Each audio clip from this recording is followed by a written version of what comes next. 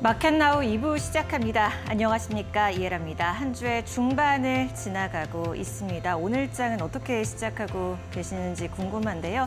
시장에 크게 재미는 없습니다. 빅 이벤트를 앞두고 관망의 심리가 좀 짙은 것 같아요. 그리고 그나마 반응하고 있는 것은 애플이라든지 AI, 시장에서 계속 얘기됐던 부분들인데 오늘 이런 장에서도 시장을 슬기롭게 이겨낼 수 있는 전략들 저희가 1시간 동안 챙겨드리도록 하겠습니다. 오늘 오만한 인터뷰에서는 박순혁 작가와 함께할 거고요. 또 기업 인사이트 시간에는 이 대한민국 우주 강국을 꿈꾸는 이 시기에 와 있는데 어떠한 내용들을 준비하고 있는지 이런 기업 저희가 찾아가 봤거든요. 잠시 후를 기대해 주시길 바랍니다.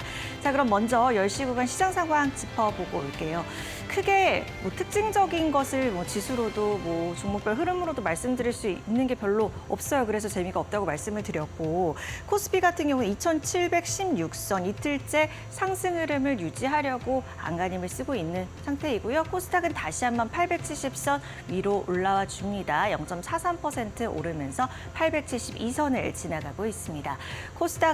코스피 수급 보시면요. 매매 동향을 보시면 외국인 쪽에서 장 초반과 달리 매수세로 전환이 됐다라는 점. 환율은 이와중 이제 1,480원에서 다시 한번 터치해주는 흐름이 나타났는데요. 그럼에도 불구하고 오늘은 외국인 211억 원 현재 구간에서 매수세 나타나고 있고 기관 쪽에서는 팔고 있네요. 370억 원 가까운 매도세 집계되고 있습니다. 코스닥 수급 보시면요. 외국인과 기관이 함께 사주고는 있습니다. 물량은 역시나 크지는 않습니다. 520억 원, 기관 쪽에서는 130억 원 가까운 매수세를 보여주고 있습니다. 자세한 종목 얘기는 2분 통해서 들어보도록 할게요. 신한투자증권 이호석 차장님과 얘기 나눠보도록 할게요. 차장님 안녕하세요. 네, 안녕하십니까. 이호석 차장입니다. 네, 먼저 오늘장 주요 이슈부터 짚어주시죠.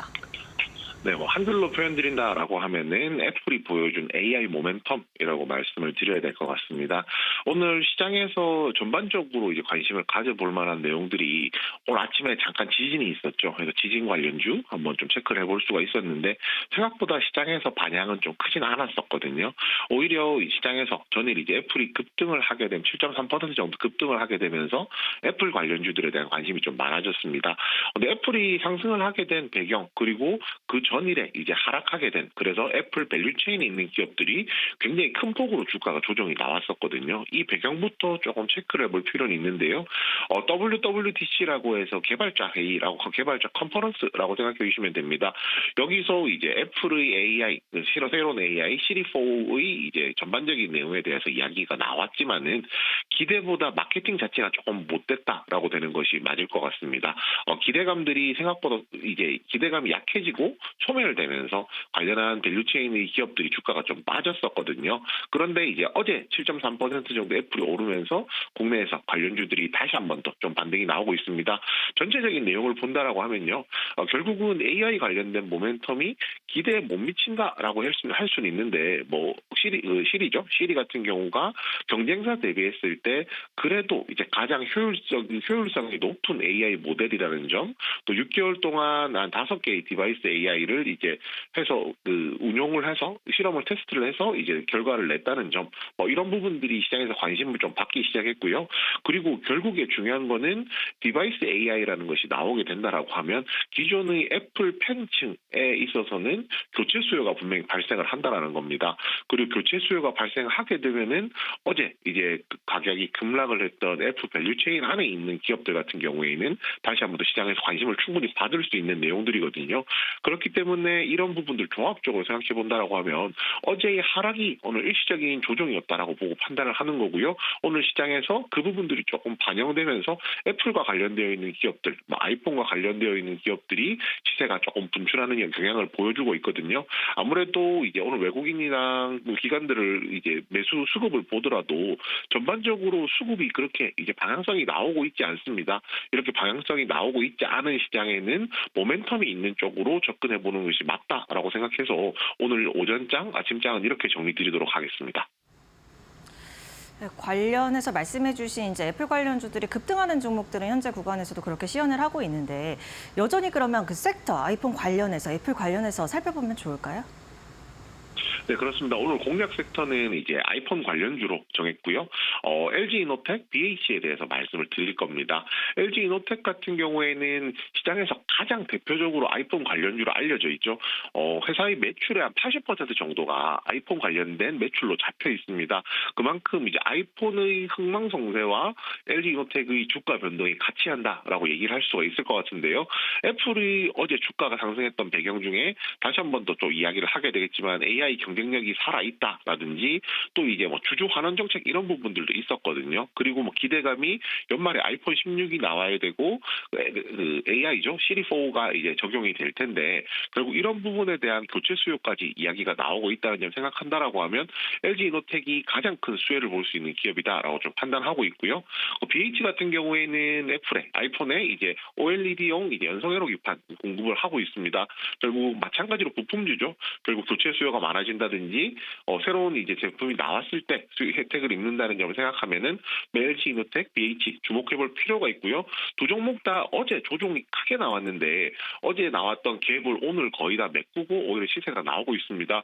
어제 구간 자체가 뭐 조종 구간에 어제 하락 전까지 조종 구간에서 방향성을 이제 체크를 하고 있었던 시점이라고 생각하면 현재 방향성이 위쪽으로 잡히고 있는 상황이기 때문에 지금 공략 가능하다는 점 말씀드리겠습니다. 네, LG이노텍과 BH 같이 살펴주셨습니다. 차장님 오늘 말씀 고맙습니다. 네, 감사합니다.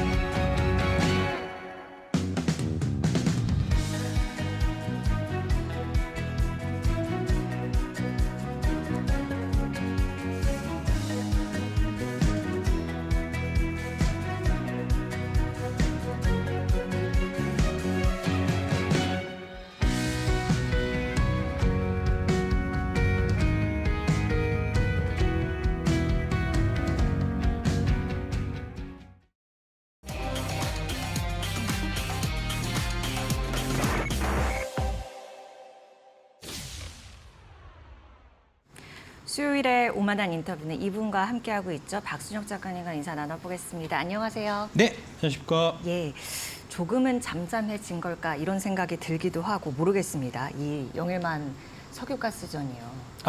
예. 아직도 엄청 감론을박이 뜨거워요. 예. 그래서 이 부분 오늘 얘기를 나눠보려고 하는데 예. 일단 딱 한마디로 실체 있다 없다 yes or no 실체 있죠. 당연히 실체 있다? 있는 거죠. 네. 예. 그러니까 이제 뭐 그런 이슈를 당연히 이제 과학적으로 그다음에 이제 경제적으로 접근해야 될 이슈를 이제 정치적 유불리에 따라서 이제 접근하기 때문에 이런 문제가 사실은 좀 생기는 거고요. 지금 이제 가만히 보시면 동해 유전에 좀 문제점이 있다라고 지적하는 이제 그 사람들이 예. 대체적으로 이제 그 이명박 때 자원외교는 이제 심각한 적폐였다. 그래서 이제 적폐 청산의 대상으로 삼았던 사람이고요. 뭐 대표적으로 이제 MBC 같은 경우를 하나 말씀드리면 MBC가 2018년에 이 포스코의 리튬 사업이 다 사기다 하는 거를 이제 PD 수첩에서 이제 대대적으로 보도했었던 바가 있고, 근데 이제 그게 지나고 나서 보니까 그게 사기가 아니었고, 이제 올해 2, 4분기, 올해 하반기에 이제 그 움브레 모에르토 아르헨티나의 이제 리튬 염호가 드디어 개발이 돼서 그게 이제 대략 한 300조 원 정도의 지금 가치를 가지는 거거든요. 그러니까 이제 같은 맥락으로 좀 보시면 될 것 같습니다. 네, 알겠습니다. 그거 좀 말씀하시기 전에 지난 방송 내용 중에서 좀 제가 정정할 게 있어갖고, 그렇군요. 네. 지난 방송 내용 중에서 좀 정정할 내용, 이제 저거를 제가 보여드리면서 저게 이제 스텔라 브레이드 이제 화면이다라고 말씀드렸는데. 그 맨 오른쪽에 있는 것만 이제 스텔라 브레이드였고요. 왼쪽에 있는 거는 이제 베요네타 2, 가운데 있는 거는 니어 마타라는 이제 다른 게임이었다는 것 좀 말씀드리고요. 네. 요거는 다음 장 한번 넘겨주시면 요거는 이제 이 30대 겜돌이님이 이제 올려주신 이제 정정하셨더라고요. 그래서 네. 이제 그거 갖고 와서 좀 말씀드리는 거고. 이 베요네타 2가 총 150만 장을 팔았고요. 그다음에 이제 메타크리틱 이제 저기 평점 8.9점 뭐 이렇게 지금 받았고 니어 오토마타가 총 이제 700만 장 팔았는데 이게 이제 평점이 9.1이었다. 이거에 비해서 이제 스텔라 브레이드는 이제 플스 평점이 9.2가 나오니까 이게 되게 좋은 게임이다 하는 이제 뭐 그런 얘기고요.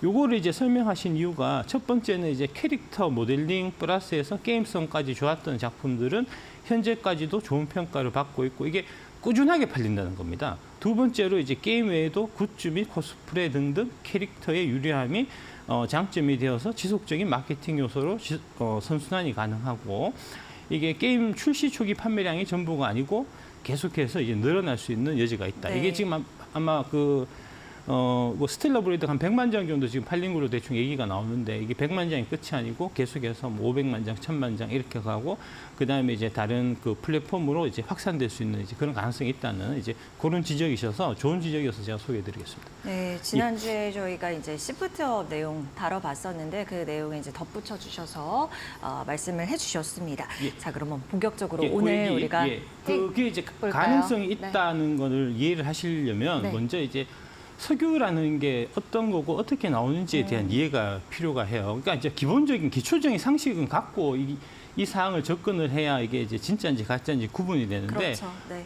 보시는 분들이 석유 어떻게 나오는지 모르잖아요. 당장 이제 보통 석유가 이제 말 그대로 돌 기름이잖아요. 왜 돌 기름이라고 하는지도 모르잖아요. 그러니까 그 이유부터 좀 설명드리겠습니다. 한번 보여주시면 이 자료는 이제 한국석유공사에서 이제 나온 자료고요. 네. 석유를 품은 지질 구조는 어떤 특징이 있을까 해서 21년 4월 22일자 이제 나온 거고 이 글은 한양대학교 자원환경공학과 왕지훈 교수의 글입니다. 다음 장 넘겨주시면 이게 이제 석유가 묻혀져 있는 게 그 석유 매장 그 구조가 이제 필요하거든요. 네. 그래서 이게 이제 근원암, 저류암, 덮개암 이렇게 지금 돼 있고 그 이제 세 가지 조건이 갖춰진 데에 석유가 마치 이제 우물처럼 이렇게 이제 고여 있는 지점이 있고요. 그러니까 그 고여 있는 지점, 지형을 탐사를 하는 게 좀 이제 핵심이다라고 보시면 될 것 같고요. 과거에 이제 우리가 그 학교 다닐 때 배울 때는 이 공룡이 썩어서 시체가 이제 석유가 됐다 이렇게 배웠는데 이제 그건 아니고 지금 이제 업계의 이 주류 얘기는 주로 해조류나 동물성 플랑크톤의 시체에서 기원한다라고 보는 것이 일반적이라는 겁니다. 네. 무슨 얘기냐?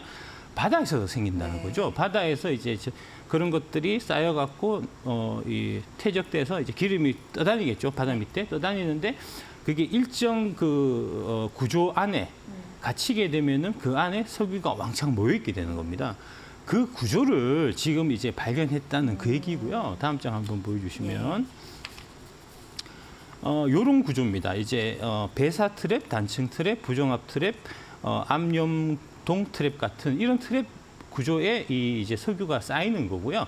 저기 나와 있는 이제 그 맨 밑에 쪽에 있는 이게 네. 이제 근원암이고 그 위에 덮개암이 있고 그 근원암과 덮개암 사이에 이 저류암 안에 네. 이게 이제 석유가 쌓이는 거예요. 그러니까 예. 저게 이제 보통 보면은 지하수가 있고요. 지하수 위에 이제 기름 있으면 기름은 물보다 가볍기 때문에 뜨잖아요. 네.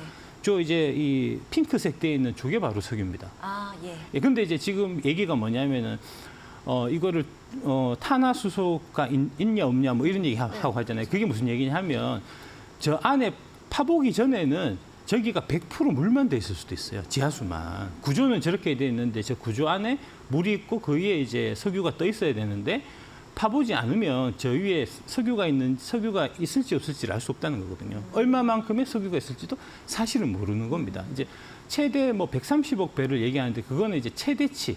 저기 이제 물이 거의 없이 저 구조가 이제 다 석유로 가득 차 있을 때를 사실 얘기하는 거고요. 그러니까 이제 파보지 않으면 정확하게 알 수는 없고 되게 이제 유동적이라는 거. 다만 이제 저런 배사 트랩에 저런 이제 이 모일 수 있는 아주 그 유력한 후보지를 좀 발견했다. 이렇게 이제 보시면 되겠습니다. 네. 예, 다음 한번 보여주시면 예, 이게 우리나라의 경우에도 이제 석유가 부존된 것으로 확인된 곳들이 간혹 있었지만 이게 지금 경제적으로 개발이 가능했던 거는 동해가스전 이제 네. 2개가 있었습니다. 98년에 이제 발견돼서 개발된 게 하나가 있었고요. 2016년에 발견돼서 이제 2021년까지 개발돼서 지금 시추가 된 게 있었고, 그게 이제 그러니까 정확하게 얘기하면 이제 대한민국도 산유국이었던 거고요. 네. 21년까지. 지금은 이제 안 나오니까 이제 그런 형태고, 포항 석유 탐사 단계별 담당 기관을 보면은 이제 기본 조사를 석유공사에서 하고, 그 다음에 탄성파 검사를 호주 뒤에 말씀하시겠지만 우드사이드에서 같이 하고, 그 다음에 물리 탐사를 한국석유공사에서 하고, 검증을 자문회의를 거쳐서 이제 마지막으로 그 데이터를 최종적으로 점검을 해서 여기가 유력지다라는 물리탐사 검증만 액트지오에서 한 거예요. 그러니까 우드사이드가 빠져나가고 우드사이드의 자리를 액트지오가 한 게 아니고 우드사이드의 자리를 빠져나간 그 자리를 한국석유공사가 맡은 겁니다. 한국석유공사가 맡아서 이제 관련된 이 뭐랄까 탐사하고 자료 처리하고 질조사하고 다 한 거고, 마지막 최종 단계 자료 해석만 지금 액트지오사에 맡긴 거고요. 그러면은 그 액트지오사의 자료 해석할 수 있는 그거는 가장 중요한 거는 그 사람 아브레오 박사라는 사람이 이제 이 얼마나 이 업계의 전문가고, 그 다음에 이런 거를 이제 해석할 수 있는 능력이 있냐 없냐의 여부지. 액트지오사가 뭐 저기 법인세를 200만 원 이제 정도 체납하고 이게 중요한 건 전혀 아니거든요. 아니 그 한국 법인세도 아니잖아요. 미국에 세금 안 내는 걸 왜 우리가 지금 따지고 있습니까? 알겠습니다. 일단은 뭐 지금 말씀해 주신 걸로 여러 가지를 더 또 짚어봐야 될 것 같은데, 그 일단 그 성공률 얘기부터 좀 해볼까요? 예, 성공률 얘기부터. 그 시추 성공률 20%면 실패할 예. 확률 80%인데 이렇게 우리가 좀 단순하게 생각을 하잖아요. 예. 이거 어떻게 판단해야 돼요? 확률 그 구멍 하나의 확률이 20%라는 얘기죠. 그러니까 이제 구멍을 계속해서 뚫는 개수를 늘리면 그 확률이 올라가는 겁니다. 그러니까 어떤 거냐면은 이제 우리가 주사위를 굴렸을 때 이제 주사위가 1부터 5까지 있는 주사위다라고 치고 거기서 이제 1이 나올 확률은 5분 1이잖아요.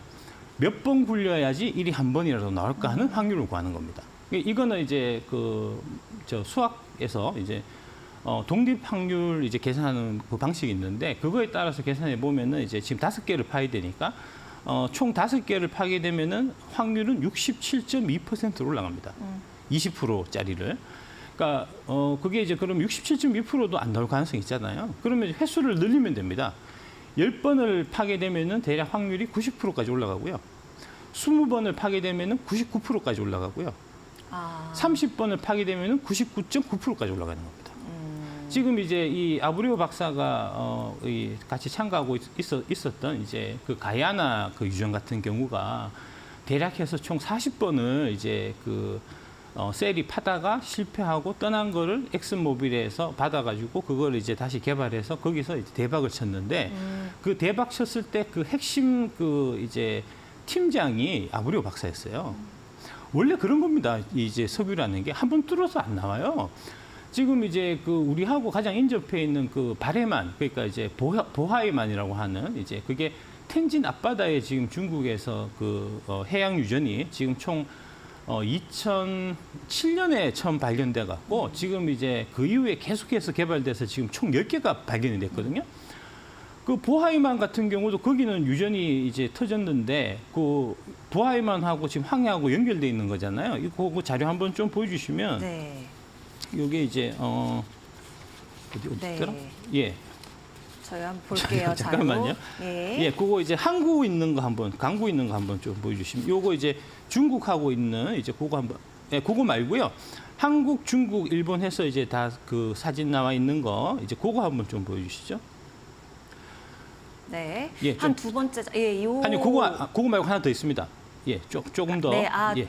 두 번 더 넘어가서 예. 있을 것 같습니다. 예, 그거 한번. 큰 지도 예, 나오면서. 큰 지도 한번. 요거를 좀, 예.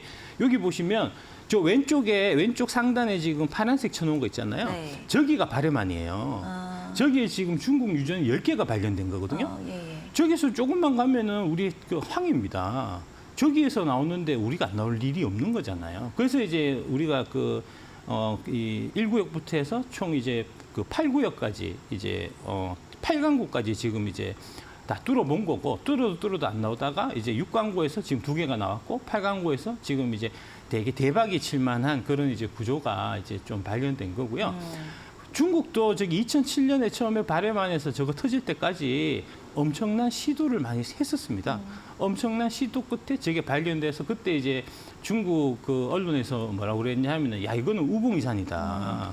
이게 우직하게 우리가 중국 그 이제 자원공사 그러니까 중국 석유공사에서 우직하게 이제 30년 40년 동안 계속 파다 보니까 결국 되는구나 라는 얘기를 했었고요. 그때도 지금하고 똑같이 우드사이드가 떠나고 한국석유공사가 지금 이거를 발견했듯이 저 때도 마찬가지로 외국 메이저 업체들이 같이 시추에 참여하다가 걔들이 포기하고 떠난 다음에 중국 석유공사가 즉 대박을 터뜨린 겁니다. 그러면 지금 그 호주 아까 우드사이드 떠난 거에도 크게 의미를 둘 필요는 없는 거예요?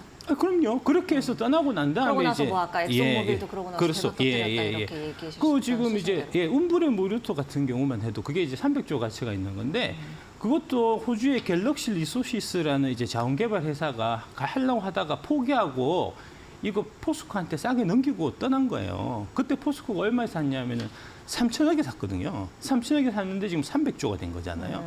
자원 개발에서는 이렇게 이제 계속 개발하다가 실패해갖고 도저히 안 되겠다 철수하고 넘기고 갔는데 넘겨받은 사람이 대박을 터뜨리는 경우가 아주 비일비재합니다.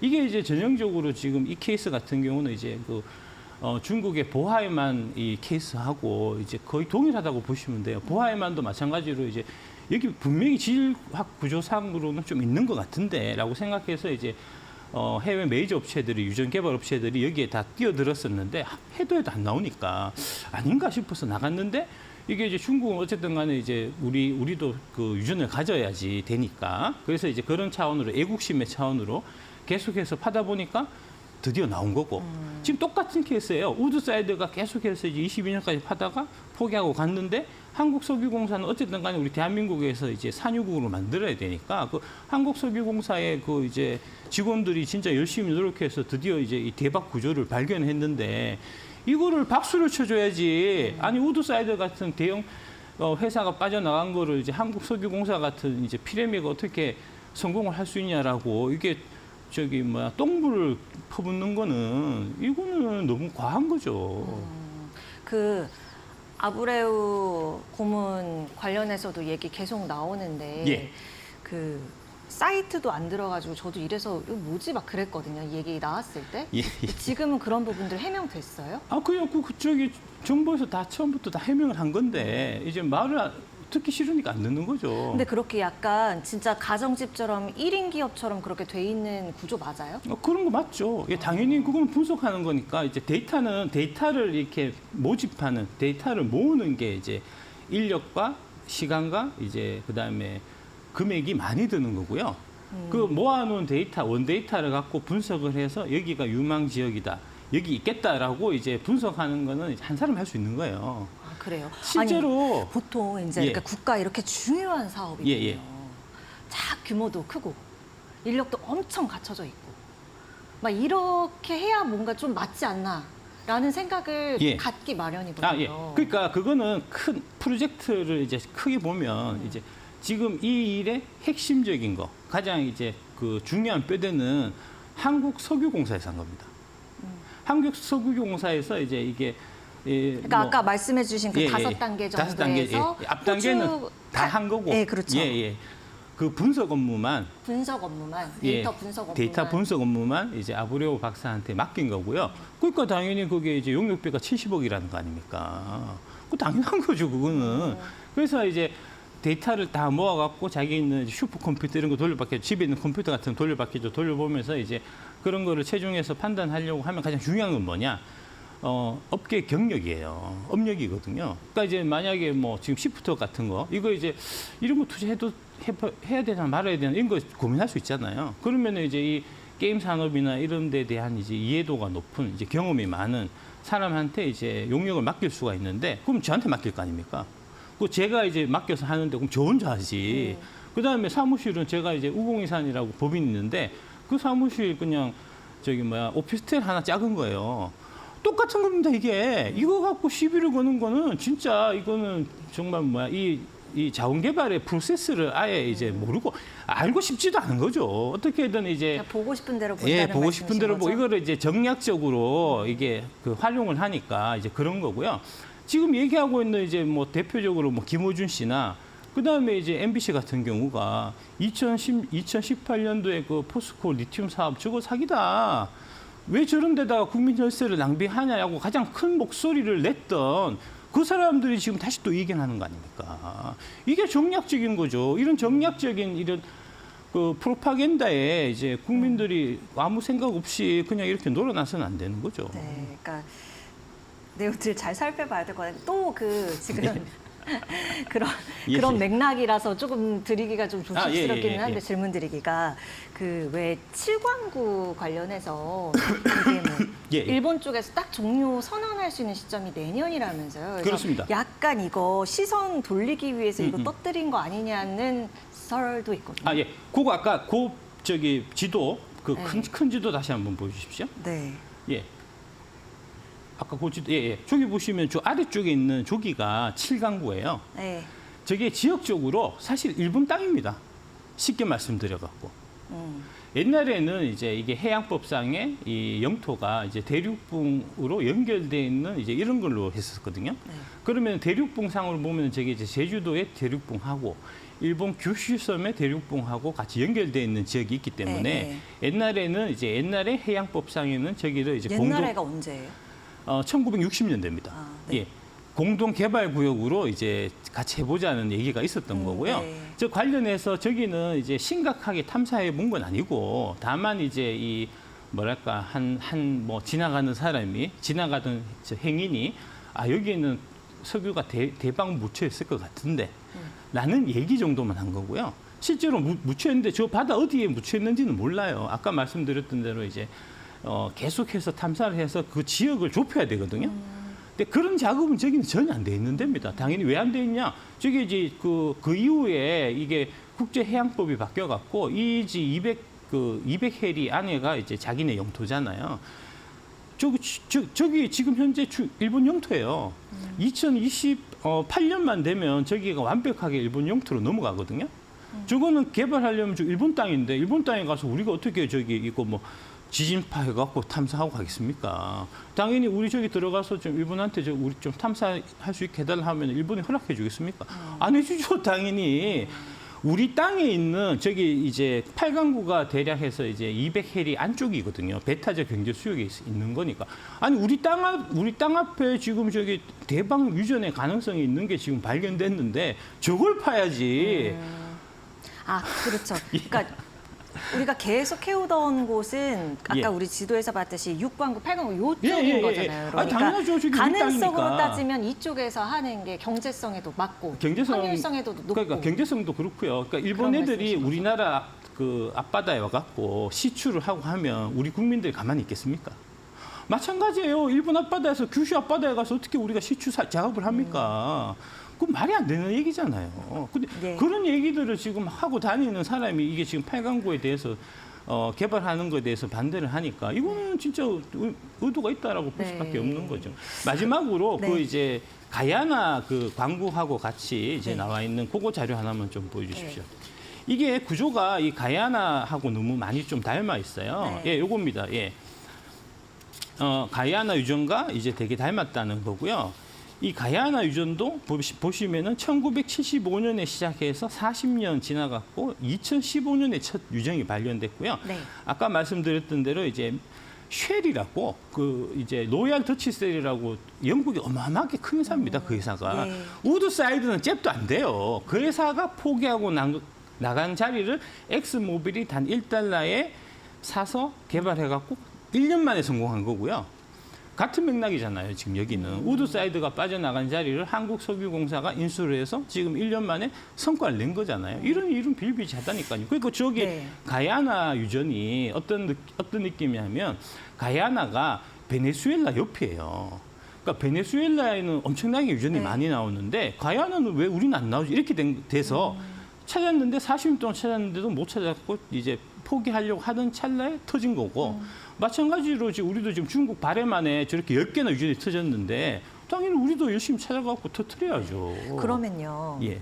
지금 이거 종목들 너무 막 흐름이 혼란해서 예. 우리가 딱 뭐 하나 살펴봐야 된다. 예. 그러니까 진짜 실체 있다고 하셨으니까 예, 그러면 예. 그거 관련해 살펴볼 종목이 있다면요. 포스코 인터내셔널을 보셔야죠. 포스코 인터내셔널. 예, 그러니까 이제 포스코 네. 인터내셔널이 이제 미얀마 그 해양 가스전 개발했던 이력이 있거든요. 그러니까 이제 경험 있는 사람이 할 수 있는 겁니다. 이게 해본 사람이 하는 거거든요. 그러니까 만약에 이제 한국석유공사에서 이제 민간 기업하고 같이 코업을 해갖고 하게 된다고 하면은 이제 가장 우선순위는 포스코 인터내셔널이 될 가능성이 많다. 이제 그렇게 말씀드리겠습니다. 네, 알겠습니다.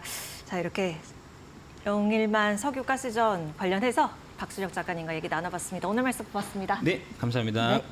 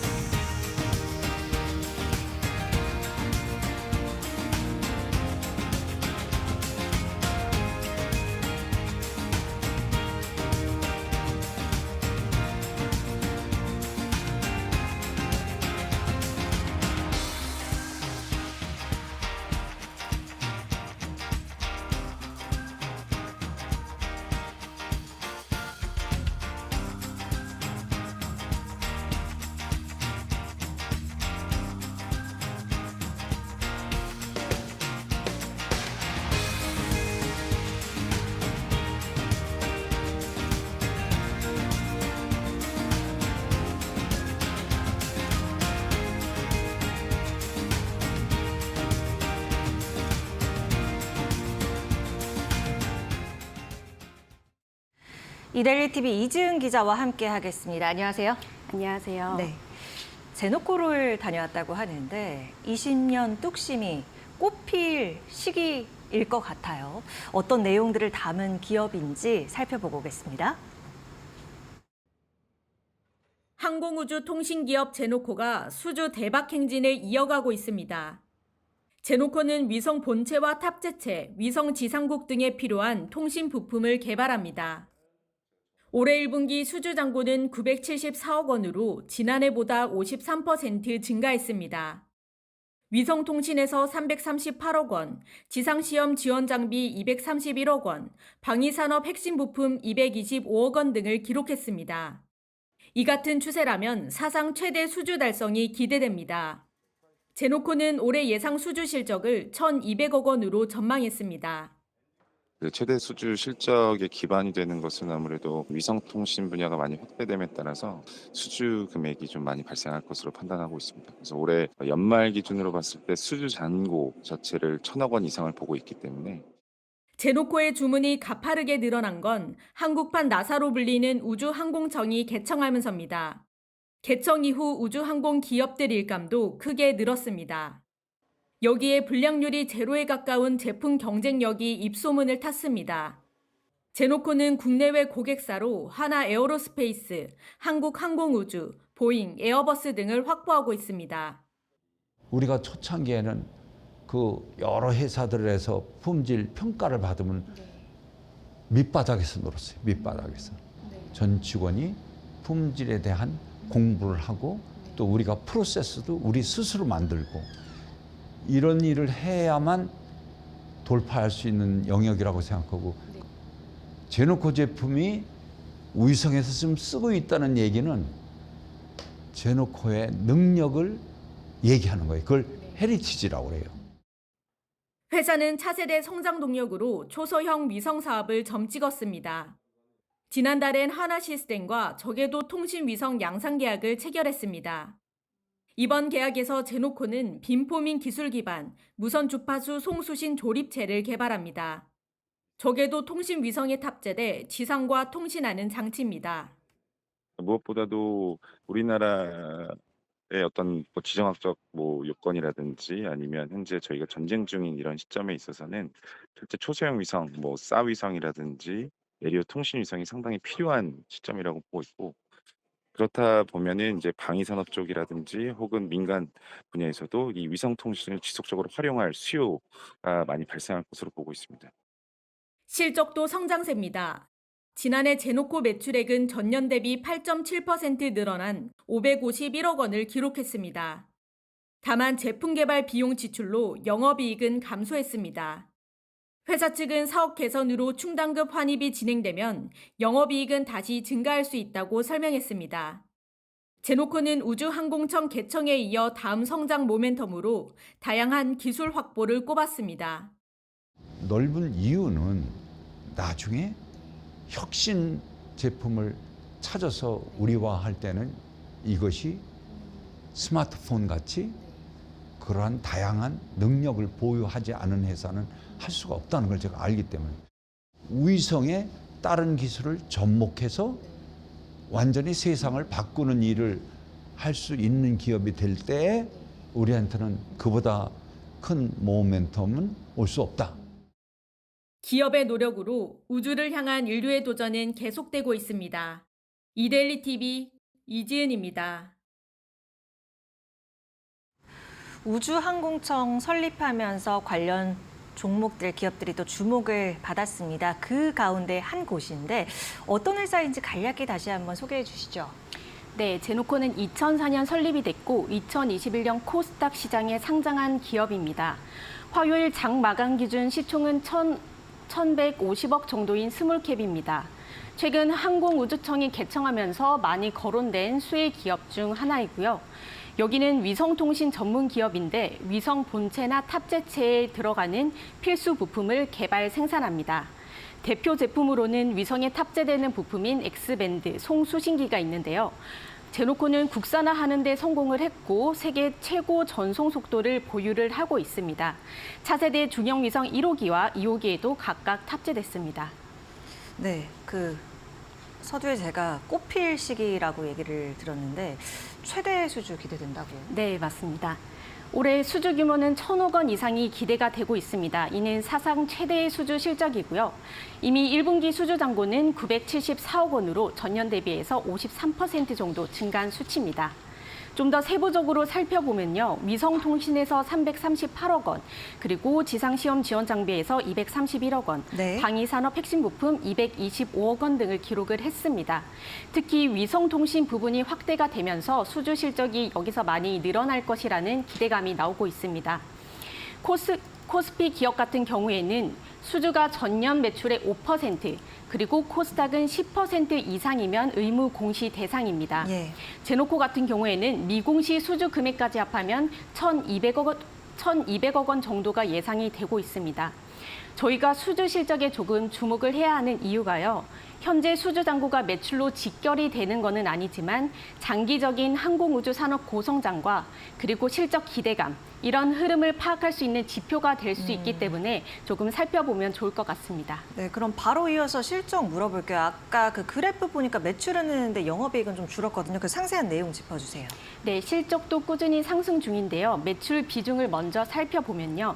위성통신이 34%, 그리고 핵심 부품이 46%, 지상시험 지원 장비가 12%, 나머지는 항공전자가 차지를 하고 있는데 지난해 제노코 매출액은 551억 원으로 전년 대비해서 8.7% 증가했습니다. 반면 제품 개발 비용 지출과 장기적인 재고 자산 손실로 영업이익은 11억 원으로 60% 정도 하락을 했습니다. 네. 다만 제노코는 사업 개선으로 충당급 환입이 진행되면 영업이익은 다시 증가할 수 있을 것이다. 이렇게 설명을 줬고요. 제노코는 목표 매출액으로 650억 원 이상을 보고 있습니다. 이는 시장 전망치와도 좀 비슷한 수준인데요. 금융정보업체 FN가이드 컨센서스에 따르면 올해 제노코 예상 실적은 매출액 660억 원, 그리고 영업이익은 53억 원을 제시를 했습니다. 각각 전년 대비 19%, 영업이익은 무려 481% 증가하는 수치입니다. 이대로 실적이 나온다면 다시 한번 사상 최대 실적을 기록할 것으로 보입니다. 네. 그 내용 보니까 초소형 위성 사업에 주력을 하고 있는 것으로 보이더라고요. 네, 맞습니다. 초소형 위성은 고도 500에서 1,500km 궤도를 도는 위성입니다.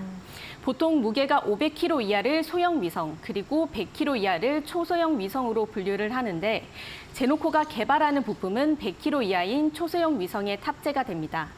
초소형 위성은 지구나 기상 관측, 그리고 위성 통신을 위해서 사용이 되는데요.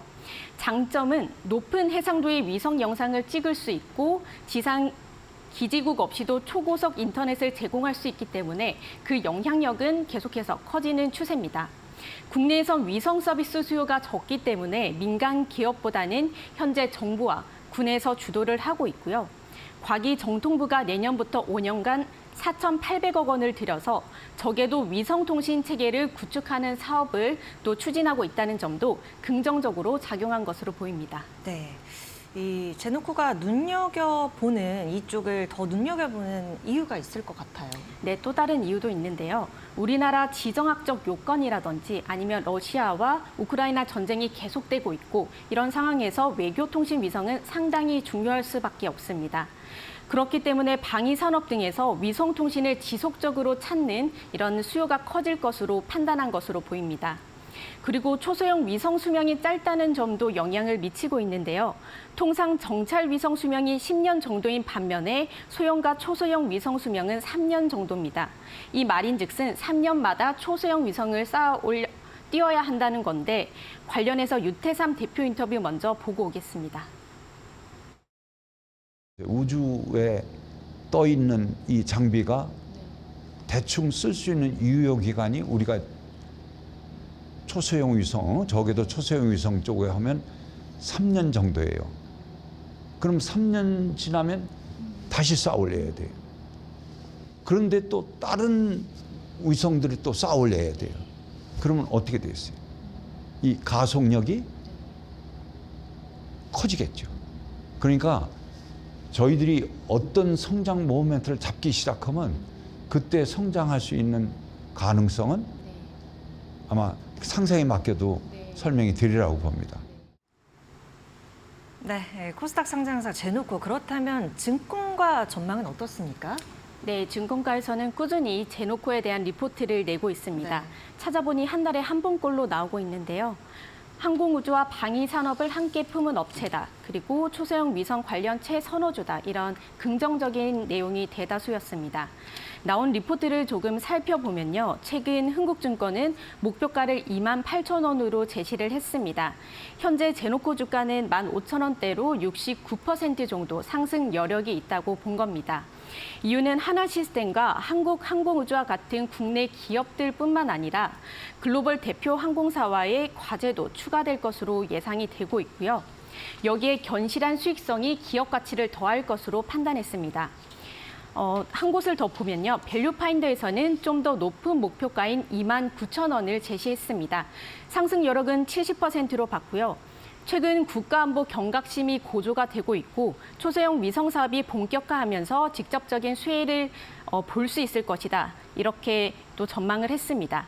여기에 차세대 중형 위성 2호와 3호 발사로 모멘텀도 지속될 것으로 전망했습니다. 관련해서 제노코에서는 주가 재고 계획이 어떻게 되는지 인터뷰 보고 오겠습니다. 주주님들을 생각해서 우리가 할 수 있으면 배당도 하고 있어요. 많지는 않아도. 그러니까 뭐 미래 잘 만들고 배당 열심히 하려고 노력하고 좋은 회사 만들면 그게 주주가치 제고가 아닐까요? 오래 가면서 좋은 회사가 만들어지는 회사. 그러면 예측 가능한 방법으로 투자도 가능하고 많은 분들이 이익을 볼 수 있을 거 아니에요. 네, 제노코 오늘장 현재 구간에서는 2% 가까운 상승세 15,640원 선 지나가고 있습니다. 일단 뭐 주주가치 재고에도 힘쓰겠다라고 이야기를 한 측면이 있어서 같이 살펴보시면 좋을 것 같고 사실 상장하고 나서 주가가 좀 지지부진했기 때문에 어쨌든 올해 내에 어떠한 성장의 이런 전환점을 좀 보여주는 그런 시기로 모색을 한다라는 내용인 것 같습니다. 그럼에도 불구하고 조금 우리가 더 이 투자를 고려할 때 살펴봐야 할 리스크라든지 아쉬운 점이 있었다면 어떤 거 느꼈어요? 네. 실적 부분을 좀 더 짚고 가고 싶은데요. 1분기 1월에서 3월만 보면 매출액이 131억 원, 영업이익은 마이너스 10억 원을 기록을 했습니다. 영업 손실을 기록을 한 건데요. 이유를 조금 살펴보면 네. 제노코 매출 구조가 개발 프로젝트와 양산 프로젝트로 나눠집니다. 양산의 경우 구조가 납품하고 나서 매출이 인식이 됩니다. 개발 프로젝트는 진척에 따라서 매출 구조가 인식이 되는데 여기서 매출을 이 정도 사용하겠다라는 예정 원가를 수립하게 됩니다. 최초에 수립할 때 프로젝트 손실이 예상된다라고 해서 리스크 비용인 프로젝트 손실 충당금을 설정해 놓습니다. 이 부분이 일회성 비용으로 잡히게 된 건데 그리고 여기서 나온 단기 실적 감소가 주가에 부담을 주고 있다고 보여지고 있습니다. 다만 주요 고객사가 하나시스템인점 또 위성 탑재재와 기지국 관련 기술을 보유한 점을 고려하면 적게도 위성 사업 직접적 수혜가 가능할 것이라는 시장의 전망이 나오고 있기 때문에 이 부분은 좀 더 지켜보면 좋을 것 같습니다. 네, 알겠습니다. 그 코스닥 기업 분류가 있는데 여기서 조금 더 좋은 평가를 받고 있다? 좀 높아졌나 봐요? 그렇습니다. 지난달에 기술 성장 기업부에서 우량 기업부로 변경이 됐다고 공시를 했는데요.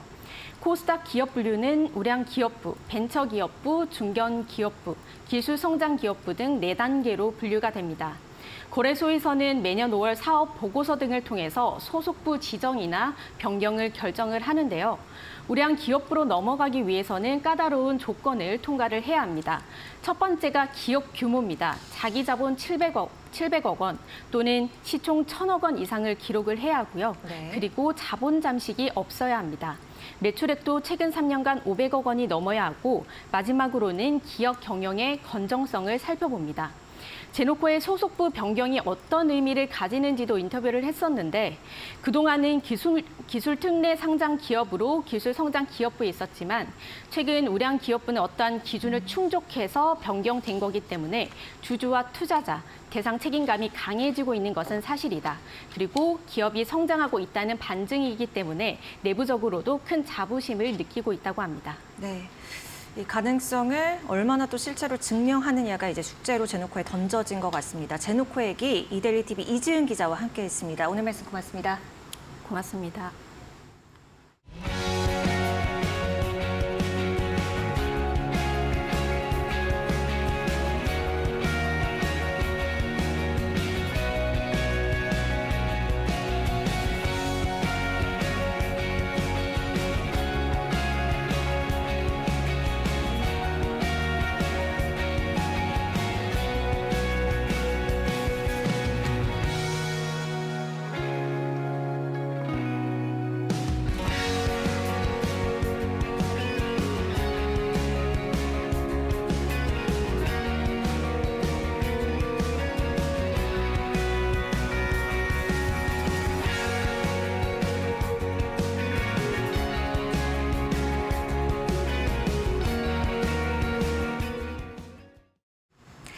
애플이 $200를 넘으며 사상 최고치를 달성을 했죠. 아시다시피 애플의 AI 참전으로 촉발한 기대감 때문인데요. 당장 위대한 내용은 아닐지라도 애플의 시도로 하여금 이 AI 지평이 넓어질 가능성을 시장은 주목을 한 것입니다. 사실 공개 첫날에는 큰 혁신은 없을 것이라는 전망에 오히려 주가를 내줬었는데 이날은 다시 아이폰 판매가 가속할 것이라는 기대에 반응을 한 거죠. 그런데 여러분, 이 애플 AI 공개하면 스마트폰 판매 늘어날 것 예상 못하신 분 없을 거잖아요. 요즘 들어 유독 시장이 확증 편향처럼 움직이는 것 같다는 생각이 들어요. 그러니까 해석하고 싶은 방향대로 움직인다는 건데요. 이럴수록 시장을 바라보는 나만의 시선을 잘 가다듬으셔야 할 것 같고요. 여전히 시장을 주도하는 이 AI 흐름 내에서도 왜 이 기업을 고르셔야 하는지를 명확히 설정하고 접근하시는 게 좋겠습니다. 자, 수요일장 10시 49분 지나가고 있습니다. 지지부진한 흐름 이어지고 있습니다. 강보합권에서 움직임을 보이고는 있지만요. 오늘도 이데일리 TV와 끝까지 함께해 주시죠. 함께해 주신 여러분 고맙습니다.